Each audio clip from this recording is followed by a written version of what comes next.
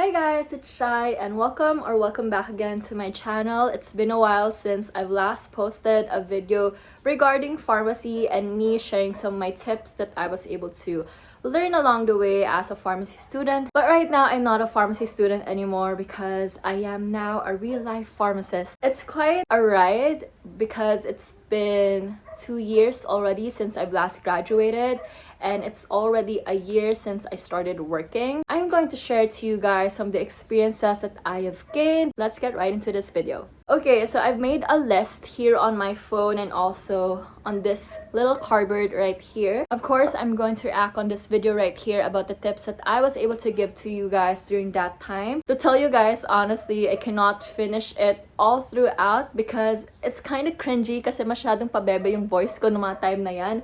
But anyways, I still went through it. So these are some of the tips that I was able to give to you guys during that video. It's basically more on study tips. One is memorization, two is calculation, applying what you've learned, using basics. Well, those are very generous tips and helpful tips to be exact kasi kung babalikan ko rin naman yung video na yon, those tips are somewhat very helpful rin naman up until today. Aside from those study tips, I've also said that to use your time wisely, which is true. I realized when I've graduated from college that I've lacked a lot of skills. That's why I've encouraged you guys through that video that you should join organizations. Not only you're going to learn a lot of skills, but you're also going to meet a lot of people that could potentially be part of the network that can be helpful for you. And then lastly, yung sinabi ko sa video na doon about time management. If you are someone who just studies talaga in university and you don't have a social life, magiging prone ka talaga sa breakdowns, a lot of breakdowns, and possibly you could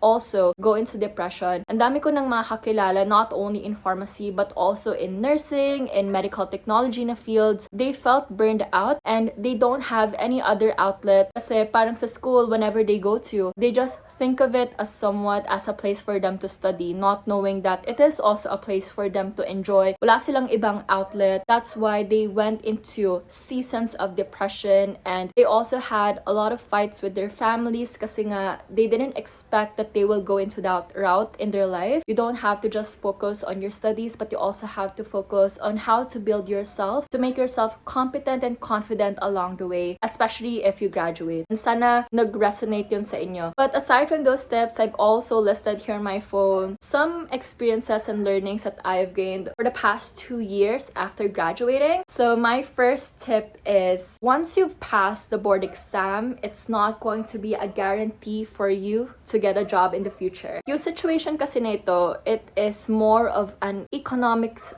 thing. Ang laki ng supply ng graduates annually. Every year, taon-taon, merong mga bagong graduates na maging kakompetensya mo in the long run. And also, yung demand when it comes to job opportunities is very low. That's why a lot of people, marami sa kanilang nag-aagawan sa mga positions na to. Of course, yung pag-aagawan na yun, nakadepende na yun sa mga human resource management, sa mga recruiters. They tend to select the candidate who has a lot of potential, who has a lot of skills and experiences. It's more about upskilling. It's not just about studying. Ang dami talaga ninyong mga opportunities na mamimiss if you don't try to prioritize the skills that you have right now. So you have to be ready to showcase or to sell yourself to a lot of people kung ano nga ba yung magiging difference mo from them. You have to realize your worth, you have to realize your abilities and the skills that you have. Be ready as always, be knowledgeable as always. Okay, and then the next is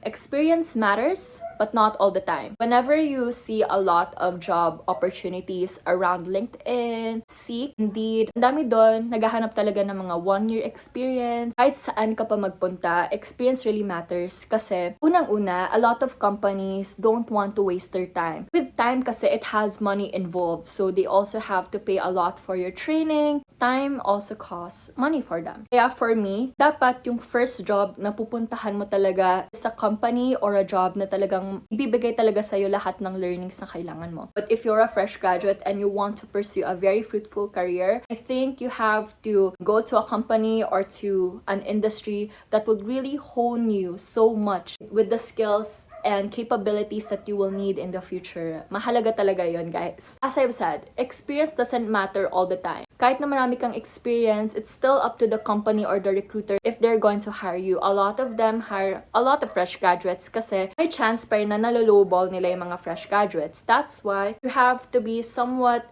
madiskarte pagdating doon. And guys, hindi ko muna yung ilaw. But anyways, here is my third tip, which is you have to decide for yourself kung anong field of pharmacy ka ba talaga you think you belong. This is where I realized na ang dami ko ng mga fields masyado na pinupuntahan. That sometimes when I apply in different companies, they will tend to question me, bakit ang dami ko ng mga fields na pupuntahan? It's like I am not contented with where I want to go. And it is true. Kasi hindi ko naranasan talaga ang magkaroon ng mga on-site internships, which you guys are very lucky if you're going to experience. Pero kasi kami, yung internships namin is done through online, so we didn't get the chance to experience what is happening on the on-site. Pero sometimes, even if you go to different internships, you wouldn't realize what kind of field you really wanted to go to, not until you get to work. Depending on the field where you want to go, I think when you will realize na saan ba yung purpose mo, saan ba yung fulfillment na meron ka for the work that you're doing. Early on pa lang, you decide already what specific field you already aim for. Kasi it's also going to be somewhat detrimental for your career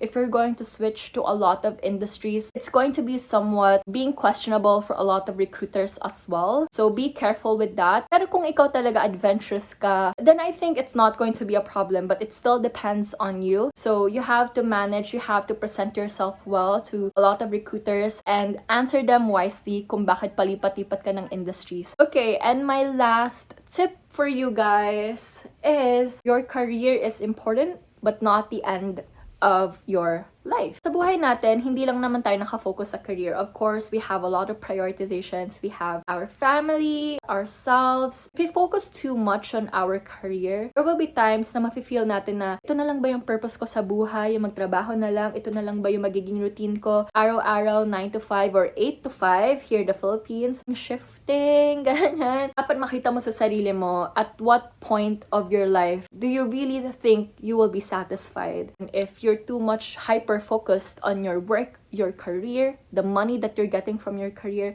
then I think you're living a life that is very unfulfilled. It's not just about career, but it's about building yourself along the way, having that confidence to interact with a lot of people, and knowing that your purpose is not just tied to your career in the long run, but it's also tied on how people view you as someone that they could trust for their for advice, and how you could be able to help them. Okay, so those are the tips and realizations that I was able to gain along the way. As you guys can tell, it's not just about study tips per se, but it's also about knowing the realistic side after graduating from pharmacy. And sana makatulong ito sa inyo, and I hope that the learnings and wisdom that you have gained from this video is somewhat that you could apply in the future as you also graduate and try to navigate the different facets of your life. And I hope that this video could also help you establish your own route in the life that you wanted for yourself. Alam kong kaya niyo yan and magagawa niyo lahat ng mga minimithi nyo sa buhay. So, bye guys!